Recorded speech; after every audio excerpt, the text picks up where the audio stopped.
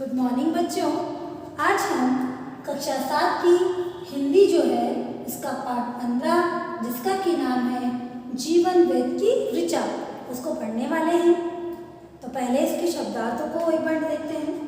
तल्लीनता अर्थात काम में डूब जाना, खीर अर्थात बाल की नोक, भाव विभोर में जज्बातों में डूब जाना, स्मृतियों की सरिता अर्थात यादों की नदी, ऋचा में मंत्र सर्वोत्तम अर्थात सबसे अच्छा।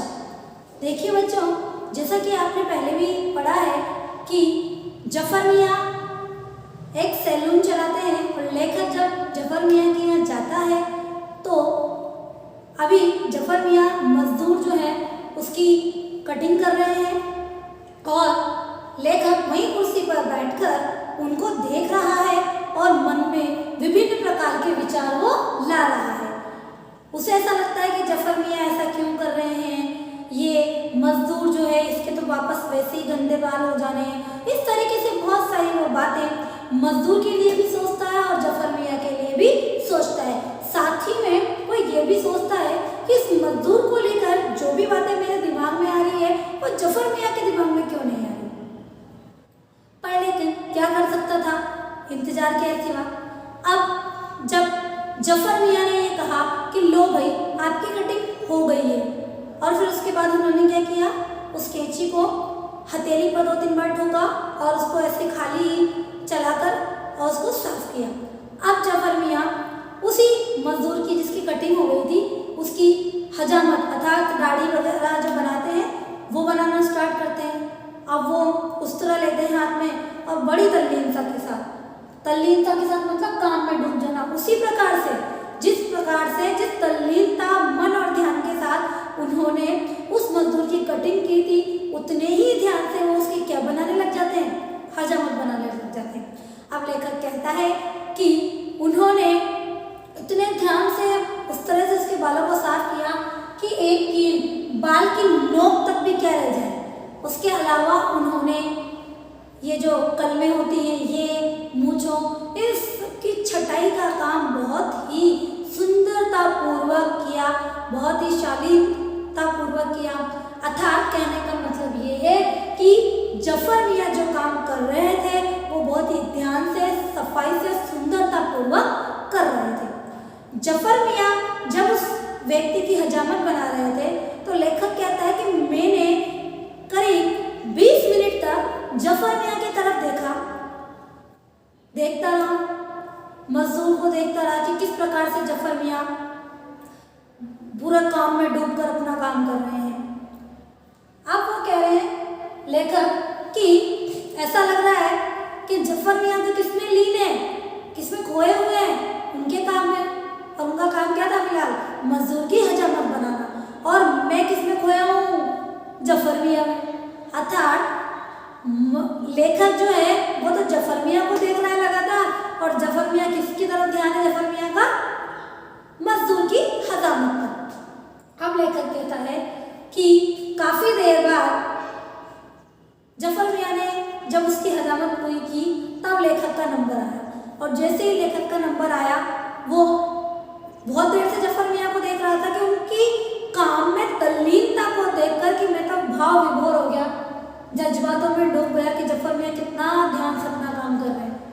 अब वो भी किसका, मजदूर का, जिसका कोई मतलब ही नहीं। और कि जब मैं उस ऊंची कुर्सी पर बैठने के लिए मेरा नंबर आया, ऊंची कुर्सी क्यों, आपने देखा होगा जब किसी व्यक्ति की शेविंग होती है या कटिंग होती है तो उसके लिए जो कुर्सी होती है वो थोड़ी सी ऊंची होती है, अलग ही तरीके की बनी हुई होती है।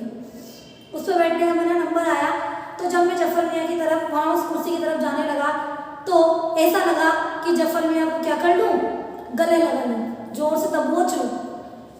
इस तरीके से लेखक को प्रसन्नता हुई जब उसको बहुत लंबे इंतजार के बाद, घंटों इंतजार के बाद उसका नंबर आया। जब वो मजदूर जिसकी कटिंग उन्होंने की थी, जिसकी शेविंग उन्होंने बनाई थी, पैसे देकर जफर मियाँ को जब वहाँ सैलून से बाहर चला गया, वहाँ से चला गया, तब जफर मियाँ से लेखक ने एक प्रश्न पूछा। क्या पूछा होगा बच्चों, वही जो इतनी देर से वो देख पे क्यों अपना समय व्यर्थ कर रहे हैं। तो लेखक से रहा नहीं गया और उसने जफर मियाँ से आखिरकार में सवाल पूछ ही लिया। उन्होंने पूछा कि क्यों जफर मियाँ, तुम तो उस मजदूर से ऐसे चिपके, ऐसे लिपटे जैसे तो कि तुम्हारी इस कुर्सी पर कलेक्टर साहब ही आकर बैठ गए हों। जितना सम्मान कलेक्टर साहब को दिया जाता है, तुम तो बिल्कुल वैसे ही उस मजदूर की हजामत बनाई तुमने, कटिंग की। ऐसा क्यों? मजदूर था, जल्दी से कर्पूरा के फ्री कर देते।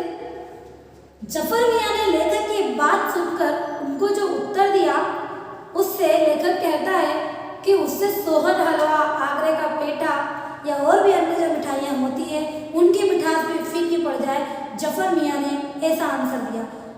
अर्थात जफर मियाँ ने लेखक की बात सुनकर जो उत्तर दिया, लेखक वो सुनकर भाव विभोर हो गया। उसे ऐसा लगा कि हाँ, जफर मियाँ शायद कहीं ना कहीं सही कह रहे हैं। जफर मियाँ ने क्या किया कि साहब, मेरे लिए तो जो भी व्यक्ति इस कुर्सी पर आकर बैठता है ना, वही कलेक्टर है। अर्थात जफर मियाँ चाहे मजदूर हो, चाहे कलेक्टर हो, चाहे लेखक हो, चाहे कोई और हो, किसी में कोई फर्क नहीं करते, क्योंकि उनका जो काम है कि मेरा जो काम है ना, वो कैसा है, बिल्कुल सबके लिए समान है और वो सबको समानता की दृष्टि से ही देखते हैं। कोई भी व्यक्ति उनके लिए छोटा और बड़ा नहीं है। जफर मियाँ का यह जवाब सुनकर लेखक जो होता है वो बहुत ही प्रसन्न हो जाता है और कुछ सोचने लगता है। इस तरीके से लेखक अपने मन में चल रही दुविधा, जफर मियाँ का मजदूर के प्रति जो व्यवहार था, उसको देखकर उसके मन में जो उलझने थी, उनको जब उसने प्रश्न के द्वारा जफर मियाँ से पूछा, तो उसके मन की जो भी उधेड़-बुन थी, वो एक ही उत्तर में जफर मियाँ ने शांत कर दी। इस तरीके से हमने लेखक और जफर मियाँ को देखा, किस तरीके से जफर मियाँ ने अपना इंतजार किया, किस चीज़ के लिए, अपनी हजामत बनवाने के लिए, कटिंग करवाने के लिए, और कितनी देर बाद उसका नंबर आया। किस प्रकार जफर मियाँ ने उतनी ही भली प्रकार से, अच्छी प्रकार से मजदूर का काम किया, जितनी भली प्रकार से, जितना मन से कि वो दूसरे लोगों का करते हैं। अर्थात उस मजदूर को देखकर लेखक को अच्छा नहीं लग रहा था, क्योंकि वो दिखने में अच्छा नहीं था, बहुत गंदा सा था, लेकिन जफर मियाँ ने किसी बातों पर ध्यान नहीं दिया। उन्होंने सिर्फ इतनी सी बात पर ध्यान दिया कि उस वक्त वो उनकी कुर्सी पर बैठा है, वो उनका ग्राहक है और उन्हें उसका कार्य करना है, और जितनी अच्छी तरीके से वो उसकी कटिंग कर सकते थे, जितनी अच्छी तरीके से वो उसकी हजामत बना सकते थे, उन्होंने बिल्कुल उसी प्रकार से संतोषपूर्वक उसका कार्य किया। तो बच्चों, आज की क्लास में हमने इतना पढ़ा।